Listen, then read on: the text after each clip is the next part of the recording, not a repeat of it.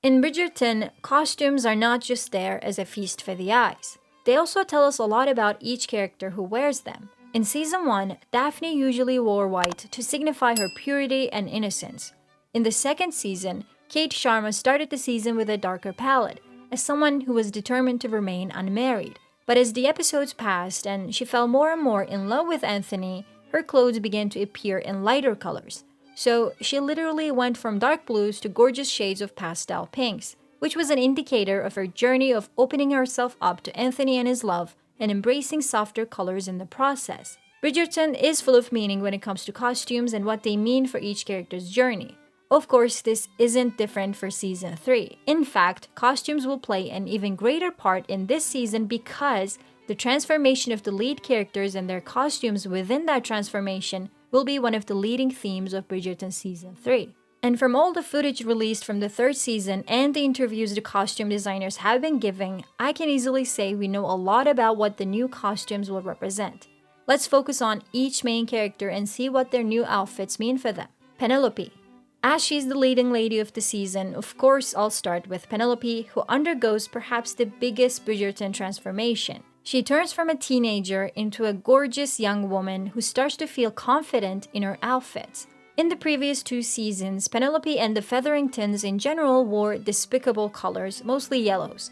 This meant a lot of things. First of all, it was a sign of their financial situation. As Penelope's father was losing the family fortune, the family couldn't keep up with the fashion trends and mostly wore old stuff that belonged to an older time, which is why their clothes are so different than the rest of the ton. But this difference in colors and style also represented their outsider status, the fact that no one really wanted to accept them into society, especially after all their family disasters. For Penelope, yellow signifies a few important things. It shows her colorful and cheery nature as she is such a sweetheart. But yellow is also known to be the color of deceit, which signals her secret identity as Lady Whistledown.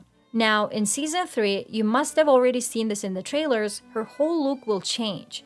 From yellows, Penelope will start veering towards greens and blues, which not only go well with her hair and skin better, but also put her closer to the Bridgerton color palette. As the season progresses, her colors will be quite similar to what Eloise and Cressida wear, which will put them all on equal landing. Also, even though the series is set in 1813, Penelope's clothes are inspired more by the 1820s, which makes her looks appear more modern compared to her family and even the rest of the ton. Her first tryout in the first episode will be with this dark green dress with sheer black gloves. As she takes the matters of her future into her own hands, she will start off the season with more confident and darker shades. But as the season progresses, we will see her with more neutral colors. And the reason for this, according to John Glaser, the costume designer, is we don't want to overpower the audience with color and clothing. We want the actress and the character to come through. It also allows her to still be a little bit of a wallflower if she wants to because she's still writing. So even though Penelope is going through this big change, she shouldn't be in the spotlight all the time because of her Lady Whistledown identity, which makes a lot of sense. Colin. Well, this young boy is also going through a big change. He's turning into a man. I'm not saying this. These are the allegations. I'll decide whether this is true when I see him begging on his knees. Anyway, physically though, it is true that his outfits look more like a man's now. He looks more confident and more rugged. He's giving a cowboy mixed with a pirate. And that was the intention behind his season 3 looks. In the previous seasons, Colin is seen wearing baby blues, which shows his immaturity, but at the beginning of season 3, he will be returning from a 6-month trip. Think about it. He was just on a ship for a very long time. He's supposed to be smelly and unshaven, but since they didn't want to do that, they made him appear a bit sweaty and sexy as someone with a swagger. His trip and all the things he's seen have impacted him and changed him into more like a guy who will come and sweep you off your feet. His long coats and his open shirts give him a more confident aura and showcase his poise.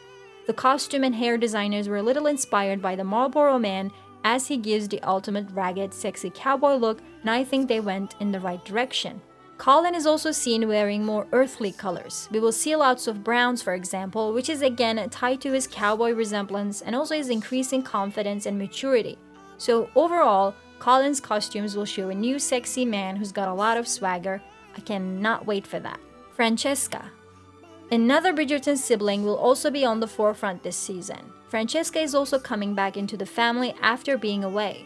Not only the actor has changed for the character, but her clothes are a little different than the rest of the Bridgertons, even though they still have a few similarities. For example, while being introduced to the Queen, Francesca will wear a copy of the dress Daphne wore in season 1. She's supposed to follow in her sister's footsteps, that's why. But her similarity to Daphne will change after that. Since we don't know much about Francesca, her mysterious character will be represented in her costumes. Throughout the season, she will be in light Bridgerton colors, but when you look closely, you'll see a light apricot blended with that light blue, which is meant to be put there to confuse the audience. You won't really know what color she's wearing exactly, just like you won't really know what kind of a young woman she is. Her sheer blouses and smoky colors are meant to be there to make her look more mysterious. Glazer says she's a slightly different silhouette than the other Bridgertons because she's been away. We wanted to show that she's been someplace else and maybe has a different style. Her mother hasn't taken her to the modiste. She's been doing this on her own. Kate. I mentioned Kate and a part of her costume journey at the beginning of this video. It turns out in season 3, Kate will embrace her Indian heritage even more and her clothes will represent exactly that. Her costumes will definitely look different than the rest of the female members of the ton, both in color and in style. She will be seen in more earthly and natural colors, along with the colors of spice. Glazer said that Kate will be even more influenced by Indian fashion in the second half of the season, but didn't say why. Are Kate and Anthony going to India for their honeymoon, or is there a baby on the way? What do you think about this? Eloise. In season 3, Eloise will come out of her natural habitat and go into new ones, and by that I mean she will be crossed with Penelope for the majority of the season and will find new friends in Cressida and others.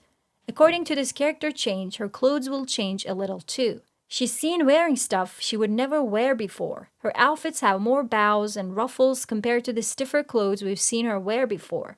It turns out the main reference for Eloise's wardrobe this season was Audrey Hepburn. In one specific costume, fans have noticed a crazy detail. I love that, so I wanted to share it with you. On one of her dresses, there is a flower design. Apparently, it's the exact same flower Philip sends her on one of his letters, which is called Meadow Cranesbill.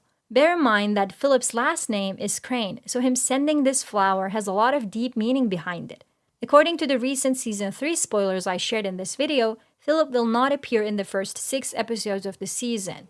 It's not known whether he'll appear in the remaining 2, but that still doesn't mean he can't write letters to Eloise. That's how their love story starts. Or maybe this was just a lovely reference to the books by the costume designers. What do you think? What kind of Bridgerton content would you want? Would you like to see more fashion and hair analysis or book spoilers or something else? Let me know in the comments so I can improve my content. Thank you so much and see you soon!